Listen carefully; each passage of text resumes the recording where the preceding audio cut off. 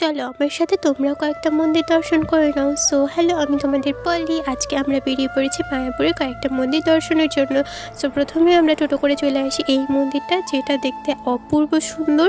তোমরা দেখতেই পাচ্ছ ভিউটা, ক্যামেরা বন্দি করা যায়নি, সব পুরো মন্দিরটাকে এতটা বড় আর খুবই সুন্দর মন্দিরটা। সো প্রথমে আমরা এসে এখানে প্রণাম করে নিলাম, তারপরে আমরা টোটো করে চলে গেলাম আরেকটা মন্দির দর্শনের জন্য।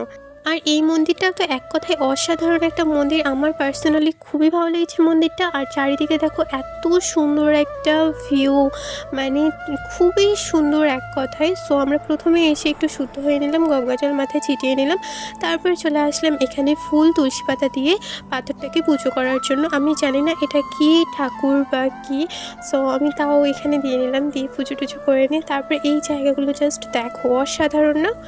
সো আমার তো খুব খুব ভালো লেগেছে। তোমরা কি এই মন্দিরে এসছো আমাকে অবশ্যই কমেন্টে জানাবে। দেখা হবে আবার পরের কোনো ভিডিওতে। ততক্ষণ অবধি তোমরা সবাই ভালো থাকো, সুস্থ থাকো। কমেন্ট বক্সে রাধে রাধে লিখে যেতে একদম ভুলবে না।